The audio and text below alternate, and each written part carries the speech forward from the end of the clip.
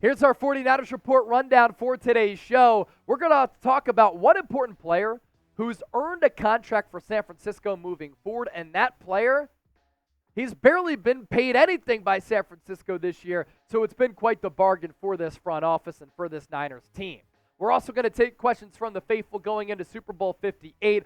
Our subscribers have questions, I have answers, and we always enjoy chopping it up with everybody who watches the program. Let's talk about Jon Feliciano to start the show, and it's time for us to really pay him his proper dues, pay him his respect, and talk about him as a football player. The 31-year-old came from the New York Giants, where he was the starting center last year. He couldn't get a starting job full-time in NFL free agency, so he signs to compete for right guard on this Niners team. He's beaten out by Spencer Burford, but after Burford struggled, after Aaron Banks went down at left guard, Jon Feliciano's been able to step in, and honestly, he's been the unsung hero along this Niners offensive line, a position group which has had struggles this year, which have been shored up by Jon Feliciano, and he's provided them with some really, really good play. The 31-year-old signed a one-year contract in free agency, and when he's giving you the play that he's given this offense, and you're giving him a base salary of $1.16 million and a cap hit of $3.2 million, that's a win for your entire football operation. Not only has he filled in at right guard for the poor play of Spencer Burford, when Aaron Banks went down with that turf toe injury, he played at left guard, and he played really, really well. And not only do I think the Niners should bring him back, they owe him some coin, and he can be this team's right guard in 2024. Take a look at these numbers for Jon Feliciano in 2023. 278 total snaps. They were pretty much split evenly between left tackle and right tackle. He registered 257 total pass blocking snaps, 2 penalties, 2 hits allowed. He had 15 pressures. Overall Pro Football Focus grade of 81.2, pass blocking grade of 66.5, and a run blocking grade of 87.0. Not only do I think Jon Feliciano should start at right guard in the Super Bowl, Niners should just run it back with him, and at the very least, he's going to once again be a very good depth option for this team, who's ended up being a very, very good signing, locker room acquisition, very good value play, and he's really helped lift the spirits of this Niners offensive line. Make sure you subscribe to the channel so that you can get ready for Super Bowl 58 with us right here on the 49ers Report. And what a Sunday it was against the Detroit Lions for the Niners, coming back from 17 points to win the NFC Championship game. There is NFC Championship game gear as the Niners punch their ticket to the Super Bowl on sale, available right now, all thanks to us here on the 49ers Report. All you have to do, check out the sale items, chatsports.com/49ers NFC Champs. They have shirts. They have hats. All types of gear. Chatsports.com/49ers NFC Champs. That link is available for you down in the show notes, the description of this video, as well as in the comment section. Nick Dolfer, a $100 super chat. Thanks for supporting the show, my guy. And I'll give you a San Francisco 49ers for life. Love this show. Great time for us all. This goes towards our Niners Super Bowl victory. I love getting the good vibes out there, Nick. $100 gets the good vibes in the air. You support the show, and you get to be well represented among the faithful community. And if you send in the most $100 super chats this month, you could win a custom football from us right here on the Niners Report. That's what we're doing for our weekly live shows. Gina G, $10 super chat. She sent in 2 $10 super chats. Go Niners. Daniel Johnson with the 10. Obviously, we all want San Francisco to win. Do you think that we will? I do. And I think it's going to be a close game. I think it's going to be about a field goal game, 1 or 2 point game. I think it's going to be close. I think it comes down to the wire. I think the Niners get that 6th Lombardi trophy. Now to John Wallace, $10 here. As far as me, and I'm concerned, Cam Newton, he's irrelevant now. His time was then. Brock the Rock, he doesn't rank for me all time yet among all Niners players, because I did ask that question on the show. But Bang Bang still out here grinding. God bless BKC. BKC, type it into the comments section. And here's what Cam Newton had to say about Brock Purdy. He doubled down on his game manager comments. Man, look, I ain't recanting ish. And if you really want to just be honest, If you add in the defensive talent and you add in the offensive talent, Brock Purdy is the 10th best player on this team. Okay, cool. Did he have a great game? Yes. Has he been playing out of his mind? Yes. Is he a good quarterback that's hot? Yes. But he also, once again, called him a game manager.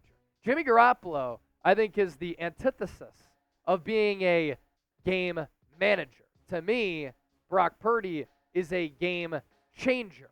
Now, Cam Newton said he's the 10th best player on this Niners team. Here's my top 10.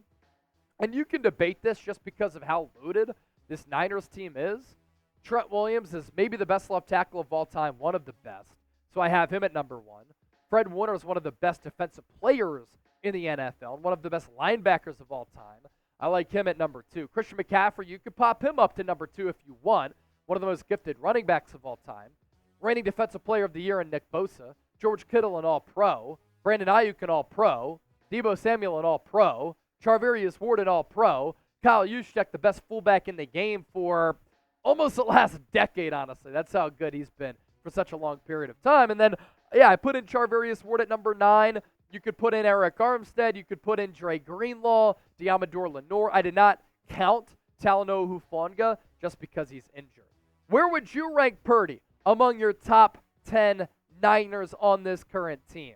Let me know. Scale it for me from 1 to 10. Words of wisdom. Chase, listen to Fred Warner today. He talks about not giving full effort. If you listen carefully, you know he's talking about Chase Bum. I mean, Chase Young.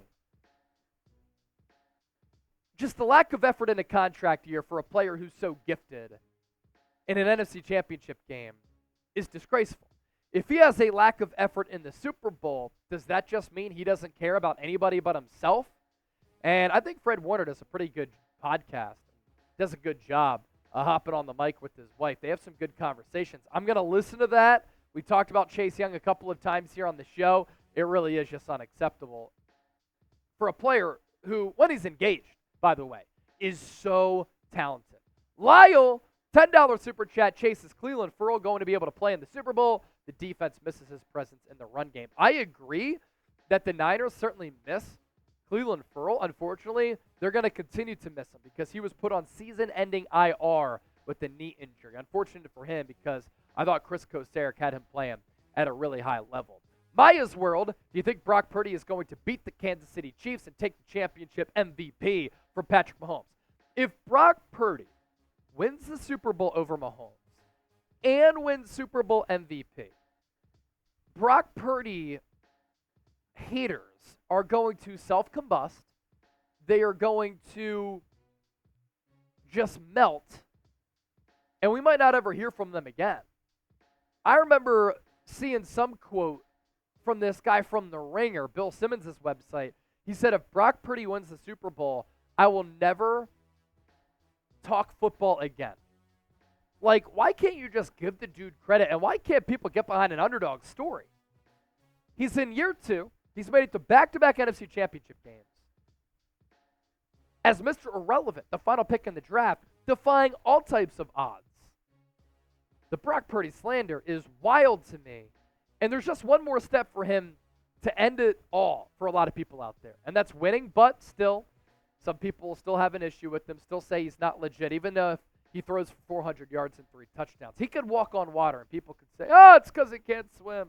Little dude, wow. A couple of X factors to make a difference. Jawan Jennings, Javon Hargrave, Elijah Mitchell for a bonus. I like Jawan Jennings. He always becomes the forgotten man on this Niners offense, but Third and Jawan is real. He makes clutch play after clutch play. Javon Hargrave, if he can get an interior rush going up against the Chiefs offensive line that could be without all-pro left guard Joe Thuney, you get that pressure immediately in Patrick Mahomes' face. And how about Elijah Mitchell? Christian McCaffrey suffers that stinger late in the fourth quarter. He's concerned about gripping the football, so the Niners put in Elijah Mitchell, who's cold, hadn't had a snap or a carry all game, and runs it in for that touchdown to really punch the Niners ticket to Las Vegas. Make sure you give me a follow on X. Give me a follow on Instagram at Chase_Senior. Large social media followings on that front, and I'm always putting out Niners thoughts and Niners content over there.